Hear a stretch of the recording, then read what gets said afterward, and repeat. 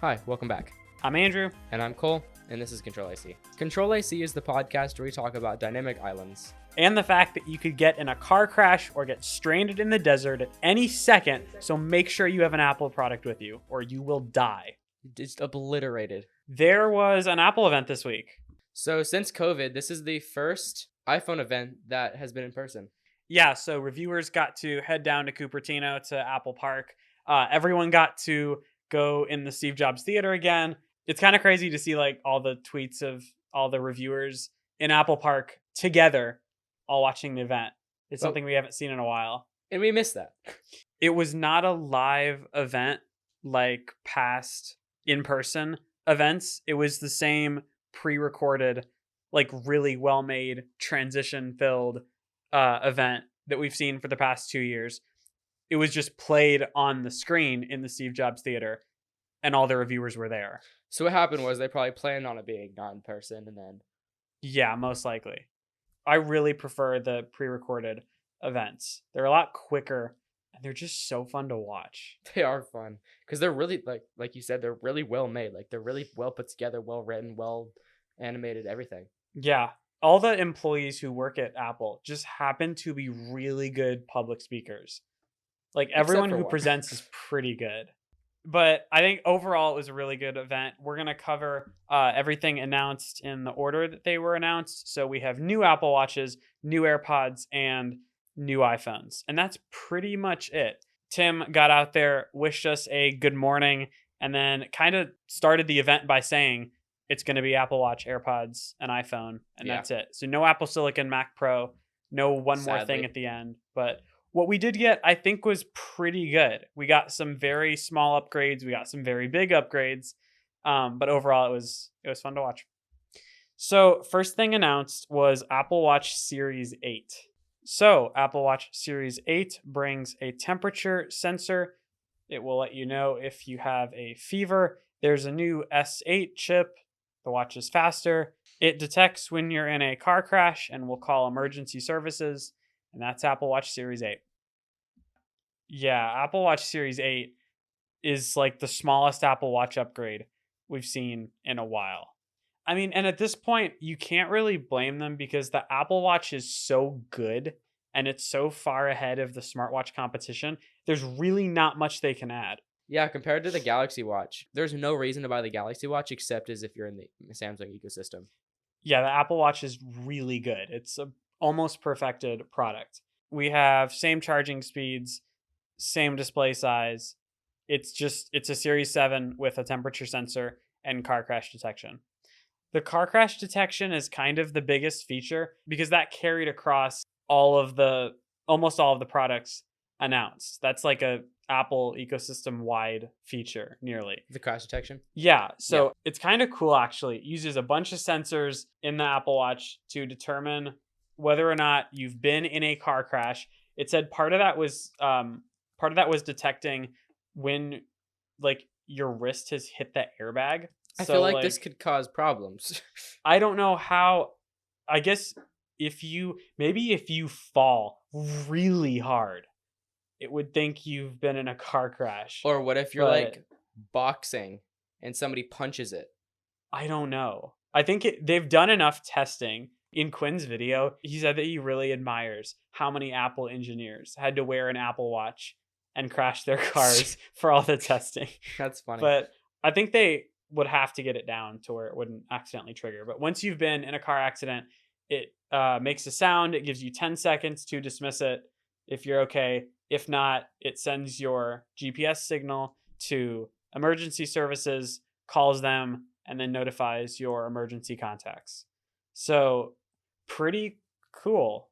I hope you'll never use this. Yeah. But, the goal is to not use it. Yeah, it's there if you ever get in a car crash. Some reviewer has to test this. Like, if you're out there, don't do this. Like, don't test the feature, but I'm just saying in a controlled environment, it would be cool to see if this works. It would. Apple's marketing strategy for the Apple Watch is kind of still the if you don't have an Apple Watch, you're going to die thing. At every Apple event, they have these stories. And it's like, my name is Bob. I was out hiking.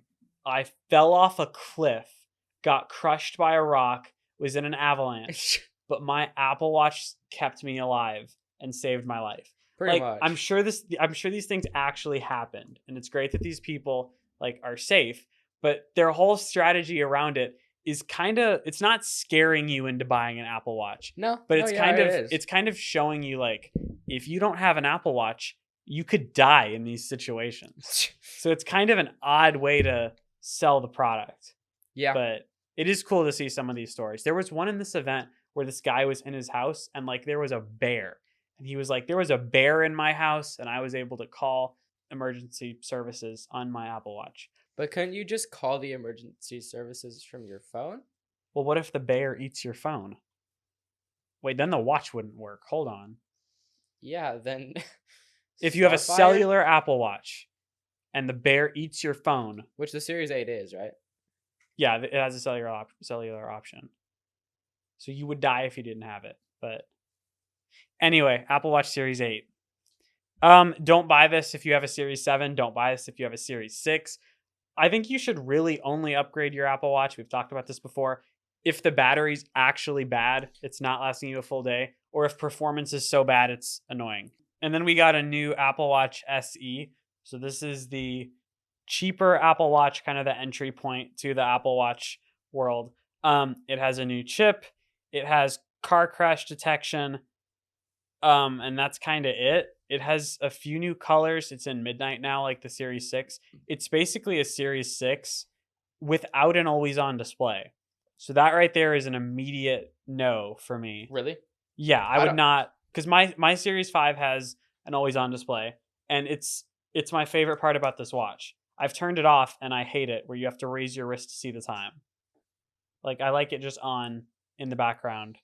I like it, but I wouldn't mind not having it. I had a Series 3 for like a year and a half.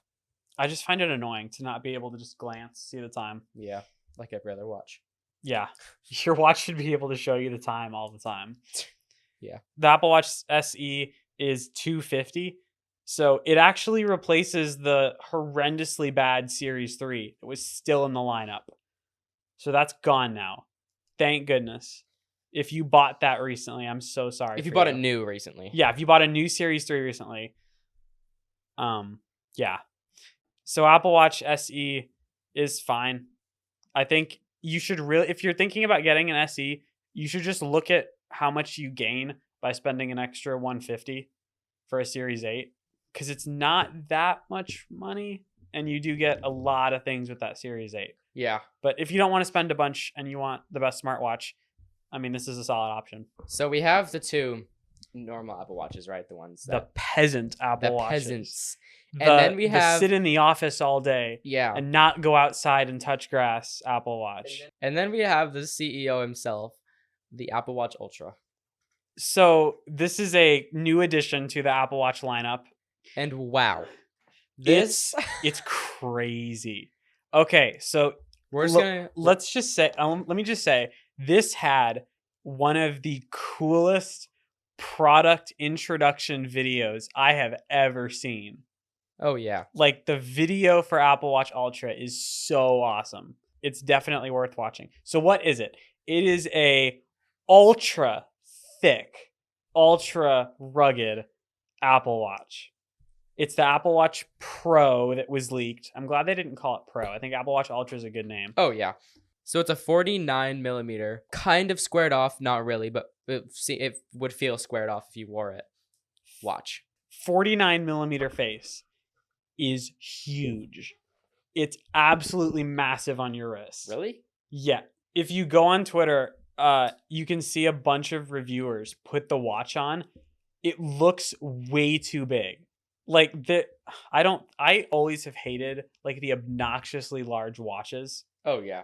With the 50 dials on it. Like, I don't like that. This is that, but a smartwatch. The thing is huge. It's a 49 millimeter face. The whole watch body is solid titanium. The screen is sapphire. It's very, very rugged. The crown is larger and it has more defined grooves. To use it with gloves, there's a crown guard, like, that's raised up covering the crown and the power button. The power button is raised now so you can use it with gloves. There's an action button on the other side. So this is the first time we've seen a new button on the Apple Watch. It's a button on the bottom left where your thumb would be if you wear it on your left hand, like where your right thumb would naturally touch. So that's like a customizable macro button that has a bunch of different functions. It is water resistant up to 100 meters. It's tested to some military grade, also rated for diving standard level of water resistance. I think they said it was WX100. Yeah, it's IP6X, dust resistant. Like, it's built like a tank. Like, you could probably run over a car with this and it would be fine. Probably. And then the whole, like, there's a titanium lip kind of around the screen. So you're not going to shatter the screen. Yeah. The display is huge. So it's the 49 millimeter display with a peak brightness of 2000 nits, which is insane. That's like twice as bright as the current Apple Watch. See, and then hearing that makes it would think, oh, it has probably less battery life because it gets 2000 nits of peak brightness. Absolutely not. It gets 36 hours of intensive use. For comparison, the Apple Watch Series 8 and SE are rated at 18 hours of battery life. On intense use. This will last you easily 2 days. And Apple says you can push 3 days with this. It has the biggest display on an Apple Watch, twice the brightness. It has a night mode feature where you can turn the digital crown and the whole display shifts to a red glow. So it doesn't use any harmful UV light. It saves battery even more. There's a new speaker system on it. It now plays a siren sound when you launch the emergency SOS. If you have to save yourself from extreme outdoor activity, it can be heard up to 600 feet away. There's a triple microphone array now, so people can hear you when you're taking calls in a sandstorm or in intense winds. See, that's a big thing because my parents have had Apple Watches for a couple years now. And that's one thing that's always been annoying. And when I had one, is the microphones were terrible. Yeah, these should be much better. And it has a better speaker. Apple says a low power mode is coming soon that will give the Apple Watch Ultra 60 hours of battery life. That's insane. There are all new bands. There's an Alpine Loop, Trail Loop, and Ocean band. That kind of like sums up who this watch is for. So there's Alpine Loop, Trail Loop, Ocean band. So this really is being sold to people who climb mountains, run through deserts, or dive on a semi-frequent basis. Which isn't a lot of people. So realistically, Apple shouldn't be expecting great margins from this. No, I don't think this will sell a lot. I feel like if more than 100,000 of these were sold like worldwide, I would be shocked.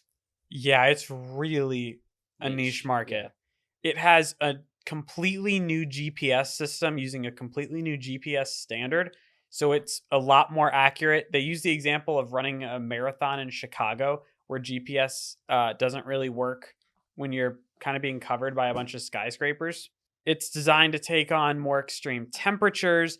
There's a reimagined compass in case you get lost. There's a backtrack feature for the compass that lets you see where you've been and find your way back to camp if you get lost in the mountains. The on-wrist operating temperatures are from -4 degrees to 131 degrees. So you can use this in extreme weather environments. So heat will not be a problem for this. Cold would be more of a problem than heat would for this. Right. Because no place really gets above 130 degrees, realistically. No. It's also a full dive computer. So there's they partnered with a diving company. So there's a dive app, shows you water temperature, how deep under the water you are. It's crazy. And then it also has like a bunch of normal Apple Watch stuff. And then they have the custom face for it too. Yeah, it's a normal Apple Watch with this crazy big screen, crazy case that's designed for adventurers, people who dive every day. It's like a Garmin. That's the easiest comparison. It's like a Garmin watch. I think a Garmin watch now, if you have an iPhone, is a really hard sell. I think this is a very compelling watch for anyone in that market, which is still a very niche market. Mm-hmm. Like, I think I would know a couple people who would buy this. I would absolutely not need this. Like, this would be Oh yeah, complete overkill. like I wouldn't. It'd be cool, but I would not use it to even remotely of its full ability. And then we get to the price of $7.99. Okay, $7.99 that's for all the band. Like for each band, it's $7.99. I don't think that's bad at all. I think for an Apple Watch with a solid titanium case, with a dive computer, all this GPS stuff, battery life this long, I think $7.99 is actually really good. I think it's a good price for their first Ultra watch. Because they just invented the new GPS standards, all the new standards that they made, the dive computer integrated. But I feel like this should get cheaper. Well, in Quinn Nelson's video, he pointed out, kind of recapping the event, he pointed out that all of the comparable watches and smartwatches that do this are $7.99, $8.99, $1,000, $1,200, $1,500 at the high end. And this is better than all of them, and it's an Apple Watch. So you already can use this every day as an Apple Watch and get that great experience. So $7.99, while that is pretty steep for a watch, it's not bad for what you get. It's actually competitive. What's funny is that all through the event, all of the Apple presenters were wearing this. Like, it's funny to imagine Tim Cook leaving this event and going to like climb a mountain or walk through the desert. Or just casually just dive straight into the ocean off of California. He's never done any of these things, but they're all wearing it. So if you're in the market for any of these new Apple Watches, if you want the basics, get an SE. If you want the best, get a Series 8. If you're listening to this podcast and you're not out there climbing a mountain right now, you probably don't need this. Like 99.9% of people don't need this. But for the 0.1% of people who do, this is a really cool watch. Yeah. I don't know how reviewers are going to review this either. I think on Marquez's studio channel, while he was at the event, they were saying that they're going to reach out to a diver and have the diver review this. Because this is a hard product to review. Because it's for such a niche market. Yeah, especially if you don't know how to dive or run through a Sahara Desert. Right. So if you do any of those extreme sports like Tim Cook does apparently, this watch is for you. After Apple Watch, we got AirPods Pro 2. So this is what I was not looking forward to the most, but this was definitely something I'm excited for. This is definitely what I was looking forward to the most. I've been using AirPods Pro for like a year now. Yeah, about a year to a year and a half now. And I've loved them. They sound good enough. Noise canceling is good enough. And they're AirPods, so they work really well with. And the bass is good enough. Bass is good enough. They're just good all around. Like solid 7 or 8 out of 10s all around. Especially when you can get them for $180. Like they're good enough for the price. Yeah, they're good overall earbuds. They don't really excel at one thing. They're just very good overall. It's a great package. AirPods Pro 2, in terms of design, they look the same as AirPods Pro. So they have the short-ish, but still kind of long by 2022 standards stem. They have improved drivers and amplifiers, which now should give us much better sound. I guess it should also make them louder. It features Apple's new H2 chip, which we're not sure exactly what that does. It should be just faster computing in each AirPod. We do get 2 times the noise canceling, which is actually pretty good. So it said it'll cancel out twice as much noise. We get better transparency mode. We get adaptive transparency mode, which will let in all noise except sudden loud noises. So like, I think if you're cooking or something and then you drop a pan, it won't let you hear the really loud pan sound, but it'll let in all the other noise, which is kind of neat. This is my favorite feature. The touch controls on the Pros are the same with the stem force click, but we now have a touch capacitive layer on each earbud. So that allows you to take your finger and drag it up or down on each AirPod stem to turn and the volume increase up and or down. Decrease the volume. I can't tell you how much I love this. Yeah. That alone is a selling point. Imagine somebody comes up to you and you're wearing an AirPod and, you can't hear people with 2 AirPods in, obviously, if you're listening to music. You turn the volume down, you still can't really hear. You wear 1 AirPod, you can just turn the volume down. Yeah, that's amazing. You don't actually have to reach for your phone. Or like now you can walk around. Or like find the button in your back pocket and you actually like press right. it on, turn it up. Right. This is great. I'm going to buy this. Yeah, I think we're both planning on getting AirPods Pro 2, so we'll have a review of that sometime in the future. Hopefully soon. Maybe around Christmas. For our Christmas buy guide. Yes. So yeah, they have improved bass, hopefully better volume, better noise cancellation, the adaptive noise cancellation, and the case is pretty cool. The case is improved now. It now has a loop for a lanyard, which it comes with. So you can spin your AirPods around on your finger. It has a loop. It has 3 speaker grills. The speakers are used to indicate pairing, to indicate charging, and then I think like a low battery thing. Yeah, and for Find My. And for Find My. So now the AirPods Pro 2 case acts essentially as a AirTag. Because it now has U1. So we have a U1 chip in AirPods Pro in the case. So now when you lose them around your house, you can use precision finding if you have an iPhone 11 or newer. And then we get 6 hours of battery life now, up from 5, I think, 4 or 5. And then I think we get 33 hours with the case. Yeah. So pretty solid. And now you can actually charge your AirPods case still via Lightning, unfortunately. We have no USB-C on the case. That's very disappointing, honestly. Another thing with the Pro 2s is that they come with extra small ear tips. They have extra small ear tips now, in addition to small, medium, and large. So for those of us who only the AirPod 2s fit in your ears. So for those of us who only the original AirPods fit in your ears, hopefully the extra small ear tips will help these fit in your ears better, because when I wear the 3s, which are bigger, and the Pros, which have the silicone ear tips, they just fall out. Like any head movement, they'll fall out. Yeah, the ones don't fit in my ear very well, or they do, they're just uncomfortable. And then I bought the 3s, and those did not stay in my ear, so I returned those. I do not like the 3s. I think that's the worst. They sound good, they look good, but they don't feel good. You can now charge the AirPods Pro 2 case with your Apple Watch charger, which I actually love because I have an Apple Watch charger kind of not like it's kind of attached to my desk. Like I have it all routed up on my desk below my monitor. So I just place my watch there. So now I can just set my AirPods there. They also charge via MagSafe and unfortunately Lightning. Yeah. But they're still $249. I still think that's pretty good. In my opinion, I think they should drop the MSRP to $200. The only problem is then they have to compete with AirPods 3 because those are only like $30 less. But if they dropped those two to $150, what if they made AirPods 2 $79? Because they're still making the 2s, aren't yeah, they? AirPods 3 $139, and then $60 more gets you the Pros. I think they would sell a lot more. Yeah, they said AirPods Pro are the best-selling AirPods in the event, which is kind of interesting. I think this is a really solid upgrade. I'm planning on getting these. Cole's planning on getting these. We like them a lot.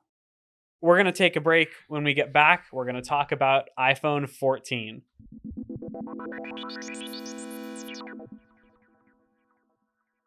I can't believe summer's over. I know, right? I miss cooling off. Yeah, it's sort of getting cooler outside now. Yeah, I guess so. You know what would be cool? A hot tub. Yeah, like a hot tub and like a fire pit and like a whole little outdoor space. Oh, really? You want one? That'd be cool. Have you heard of the Complete Backyard? No, what's that? The Complete Backyard is a custom pool, spa, and outdoor living design and build company. What do they do? They specialize in custom outdoor Goonite swimming pools and spas, which are hot tubs. In addition, they also build and design custom pergolas, decks, cabanas, fire pits, outdoor kitchens, and outdoor living spaces. They love to transform a boring backyard into a complete home oasis. Oh, that sounds great. Yeah, imagine this with a hot tub, with all your friends, at like a cookout. How do I contact them? For a consultation, you can go to thecompletebackyard.com, or you can give them a call at 817-441-6878. Cool, thank you. Yeah, no problem. Hey guys, welcome back from the break. So it's that time of year. We have 4 new iPhone models. They're all the iPhone 14 series. So we have iPhone 14, iPhone 14 Plus, iPhone 14 Pro, and iPhone 14 Pro Max. Let's talk about the first two iPhones first, the iPhone 14 and iPhone 14 Plus. So it's a reskinned 13. Yeah. And that's it, guys. Okay, good job. Show's over. Let's go.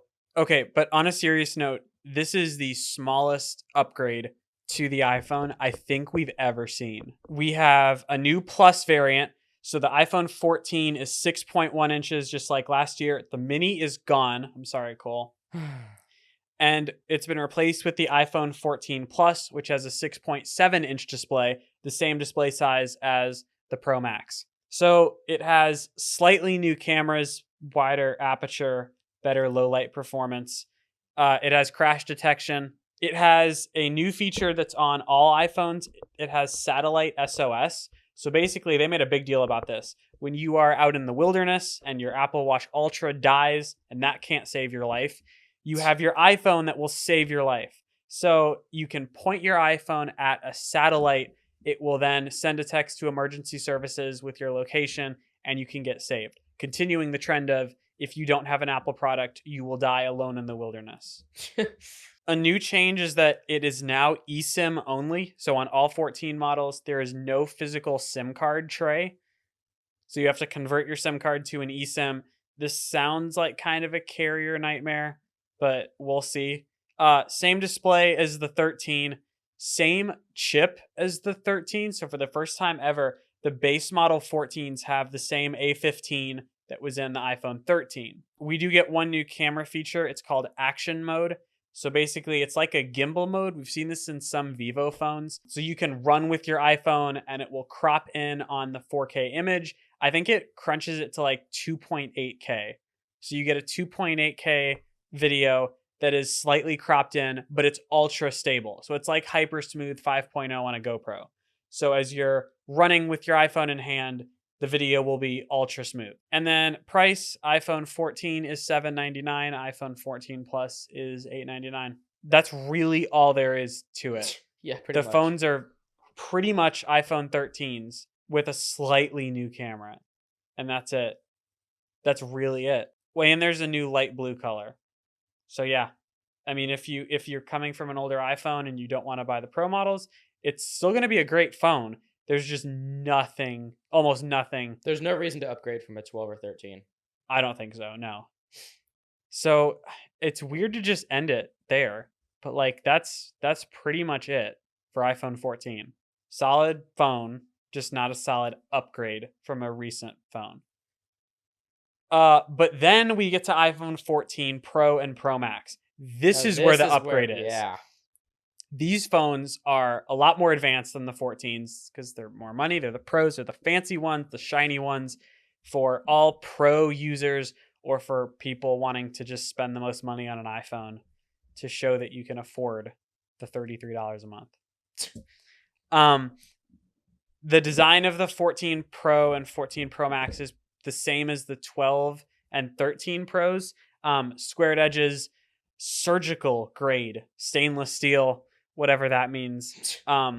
Triple cameras on the back with LiDAR, massive camera bump. It's huge. Flat display. I mean, it's the same general design as last year. Let's talk about the display. This is the thing you see in all the new commercials. The iPhone 14 Pro has a 6.1 inch display. Pro Max has a 6.7, so same two screen size variants as the base iPhone 14s. Both Pros are equipped with a Super Retina XDR display. It's OLED, it's LTPO. It goes from 1 Hz to 120. It should look great. It has a peak brightness now of 1600 nits, and outdoors that will peak to 2000 nits of brightness, which actually makes it the brightest smartphone display on the market. That's kind of crazy. That's kind of crazy. That 2000 nits of brightness will last like 30 seconds in direct sunlight and then it'll just throttle. That's fun for you. And then other than that, the display is pretty much the same except for the top. Okay, so since 2017, we've had the notch on the iPhones. If you have an iPhone, most likely has the big black notch on the top, taking up not a whole lot, but a chunk of the top of your screen. It's better than a forehead. It's better than a forehead, but it still cuts into the display a bit. So that's gone. We now have a pill cutout. The iPhone 14 Pro is not the first to do this. We've seen pill cutouts many times before. I think S10 Plus was the first to do a pill like this back in the day. But there's now a pill-shaped hole punch at the top of the display, meaning there are a couple rows of pixels above it. So it's kind of like hovering in the center of the screen towards the very top. So it's not flush with the top border. So you have this floating black pill orb that houses your front-facing camera, which is now improved. It has autofocus, better low-light performance. You have your Face ID sensors. One of the Face ID sensors is now actually under the display, which is kind of cool. About time. Yeah, hopefully we can get under-display camera pretty soon. So you know that little green dot and the yellow dot that show up when you're using the camera or mic? Mm-hmm. That's now a hardware light. So that's built into the pill. So yeah, here's what they did though. Instead of just leaving it at that, they decided to take something that is usually looked at as a burden when making a phone design, and they turned it into a software feature. So it has the most interesting name we've heard in a while from Apple. It's very Apple-y. Very, very Apple-y. It's the dynamic island. So the pill hole punch cutout at the top is the dynamic island. So iPhone 10 through 13 had the notch. iPhone 14 Pro and up have the dynamic island. So the dynamic island is the hole punch cutout at the top. It's much easier to picture this if you see a picture. So just do a Google search, iPhone 14 Pro. We'll have a picture in the show notes. But that little black island at the top has a bunch of software features that make it basically a toolbar and a multitasking assistant thing. So when you're in an app like Apple Music, and there's an open API so developers can implement this into their app, you swipe up from the home screen and your music goes into the dynamic island. And basically you can tap the island and it will expand into a little music player. It works with live activities, so you can have a sports score pinned to the top. The Face ID animation when you buy something with Apple Pay comes down from the island. So basically all of the small notifications you get, like your silent mode switch notification, all of the banners and graphics are implemented into this island. So since it's an OLED, all of the pixels by the island can just turn off, so they all look like the same. So they all look like they have the same black level. Okay, question. Is the actual circle around the island hardware or is it software? Or is like if somehow the black circle was gone, it would just be the camera and the microphone with no the black actual island? Black circle is hardware. Okay, so then when you expand it, that's software. Yeah. Okay, that makes so sense. The island basically expands to show you a bunch of different things. One of them is when you're in a call and you go to your home screen, the island will expand into the size of the old notch, like it'll just widen, and then you'll have like a little call symbol up there. When you connect your AirPods, it'll expand and show you your battery and stuff. When you have a timer set, it'll show you a little timer dot up there. If you have music playing and a timer, it'll show you like two little buttons to help you multitask. It's really cool. It's hard to explain. It's hard to convey how you'd use this if you're just listening to this. So go, if you Google iPhone 14, you'll see this. Apple's main commercial for the iPhone 14 Pro just shows off the island because it's really cool. So I would definitely go look at this. It'll make a lot more sense.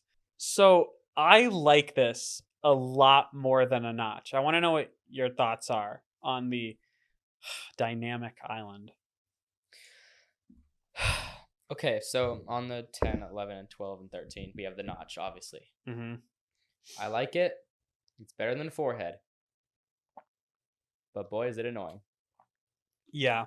Knowing that it could be smaller, it makes me like the island a lot better.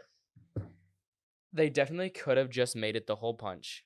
The problem is you still have to have all those Face ID sensors. No, Your I True know. Tone Listen, listen, camera, listen. like Even if they just had the hole punch, I would still like it. And everything that they've done to it makes me like it even more, you know? mhm. Like they implemented it very, very well. Yeah, it's actually a selling point now. So I would love the 14 Pro. When you plug your phone in, the little charging animation now comes from the island. When you unlock your phone, the Face ID unlocked thing comes from the island. They're implementing a lot into that little pill-shaped cutout, and the animations are so smooth. They Like are it they looks like yeah. a hardware expanding black thing at the top. It's really, really well implemented. So that's a huge selling point, I think. Especially a lot of people are going to look at this, and that's a noticeable visual change that I think will be a pretty big selling point. So I really like the island. I can't wait to go to an Apple store and try this out. Dude, our Best Buy trips will be so much more fun now. Oh yeah, I can't wait. I mentioned earlier the display now goes from 1 hertz to 120. So finally, the 1 hertz minimum refresh rate means it's finally time for the iPhone to have an always on display. No. So now when you lock your iPhone, it will now dim your lock screen, bring the refresh rate all the way down to 1 hertz, and you have an always on display. So you have your lock screen widgets, the time. I actually don't like an always on display on my phone. I kind of find it annoying. My dad loves this. Like, this is a pretty big selling point for him. And this is why he hasn't wanted to switch to an iPhone for a while. It's one of the features. But I think he plans to get this. So does your dad. So we will have at least one 14 Pro that we can review. When you turn your iPhone face down or you put it in your pocket, the screen goes completely dark to save battery life, which is smart. But always on display is kind of nice. While the 14 and 14 Plus did not get a performance upgrade, iPhone 14 Pro gets A16 Bionic. It's the first iPhone SoC built on a 4 nanometer process, which is kind of cool. It is 4 nanometers, but it's still built on like the old A15 M1 base architecture. So it's not revolutionary. You do get pretty good performance. 16 billion transistors, a faster CPU, a new neural engine, performs 17 trillion operations per second. That's kind of nice. You have 50% more memory bandwidth. That's a 5-core GPU, same as the 13 Pro. A new image signal processor, and the efficiency cores are supposedly slightly more powerful. So you can do more powerful tasks while only using those 4 efficiency cores, not tapping into the 2 performance cores. So performance should be just as good. We do have a pretty good camera system upgrade. So for the first time since the original iPhone, we now have a higher megapixel count in the main sensor. So the Wait, really? Yeah, 48. What was it before? 12. It said 12 since the iPhone 2. Yeah, it's all software. That's crazy. So the iPhone 14 Pro now has a 48 megapixel main sensor, which is kind of huge now. That's 4 times the resolution as 12 megapixels. It's a 65% larger sensor than the 13 Pro. So it's a huge sensor. It lets in a ton more light. It should be much better in low light performance. Apple is still using pixel binning to bin the photo down to 12 megapixels. So when you take a photo, it basically converts every 4 pixels into 1 pixel with more light and more information. So you still get an end result of a 12 megapixel photo, but you have better resolution and better overall camera performance than you would with a 12 megapixel shot. This is nothing new. All Samsung phones with the 108 megapixel sensors all use binning. But it's pretty nice that we've seen this because you don't want to always shoot 48 megapixel photos. When you want to, you have to shoot in Pro RAW, but when you shoot in Pro RAW, you can get a raw 48 megapixel shot, which will be great for editing because then you can crop in and it will be pretty nice. In the camera app, we've always had 3 default zoom options. So we've had 0.5, 1 and then 2 to 3, depending on which Pro model you have. We now get a 2x telephoto option. So we have 4 camera buttons. So the 2x telephoto is a cropped in 12 megapixel shot on that 48 megapixel sensor. So when you're in 1x, you're using the whole 24 millimeter now instead of 26, 24 millimeter 48 megapixel camera. And then when you switch to 2x, it crops in on the center 12 megapixels of that 48 megapixel shot to give you a natural 2x zoom. So you're zooming in, but you're not actually losing any quality by switching cameras, which is kind of nice. We obviously have yet to see how this performs. I don't know if it'll be as good as the telephoto camera would be for portraits, but it definitely has the potential to be pretty good since you're cropping in on that main sensor, so you get a lot more detail. All of the cameras on the 14 Pro have much better low light performance because they're all huge. Physically, the camera bump is raised a lot now. All of the cameras are a lot taller, so they are going to protrude more. Cases will have to account for that by rocking significantly on tables now. Cinematic mode now gets 24 frames per second as an option in case you actually think that looks better than 30. Video should still be amazing. It has action mode like we talked about. Macro mode is improved, which is fun. It has that better selfie camera. And this is all powered by a new photonic engine. So this goes alongside neural engine as a photo processing engine. I think integrated in A16. So that should mean photo processing is better. We get 1 hour more of battery life, probably due to the A16 efficiency. And that's pretty much it. So what are your thoughts on the 14 Pro, considering it still starts at the same starting price, $999 for the Pro, $1099 for 14 Pro Max? I think seeing all the upgrades that we've seen in the past couple years, from the 10 to the 11 to the 12 to the 13, I think this might be the best $1,000 phone that iPhone's made in a long time. I think it's the biggest year-over-year camera upgrade we've seen in a while. Oh, yeah. Going from 12 to 48 megapixel camera, that's 4 times the detail, light. Yeah. It should be a pretty big upgrade. So I wouldn't upgrade if you have a 13 Pro. If you have a 12 Pro or a 12 series, I think a 12 Pro to 14 Pro is a pretty justified upgrade. I think you get quite a bit. The 12 Pro to the 14 Pro? Yeah. And then obviously older than 12, you'll definitely notice an upgrade. But oh yeah, like especially my dad with his 11 Pro Max. Oh yeah, he definitely would. Definitely would see an upgrade. I'm really impressed with this phone.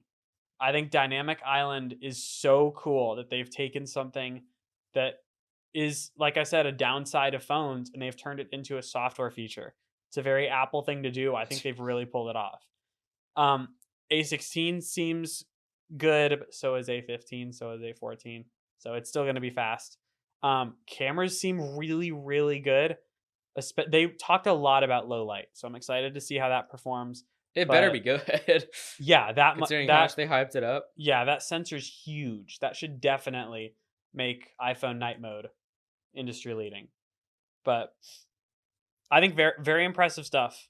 I'm really looking forward to reviews. That's pretty much it. So we didn't see Apple Silicon Mac Pro. We didn't see the new iPad. Sadly. New MacBook, sadly. We should see this all in an October event or a November event coming up later this year. We'll be more than happy to cover that. If you want to send us one, go right ahead. Yeah, if you want to send us any review units or tickets to the next event, we'd love to go. But yeah, overall, Apple's Far Out event, pretty good. I gotta say, this is probably the best, like production quality wise. Last year's Dub was probably it was really good, but this I think is one of the best iPhone events in terms of production quality and content. Yeah, it was really nice to watch, especially that Apple Watch Ultra video. Yeah. Be sure to watch that. That is it for episode 12. Thank you all for listening.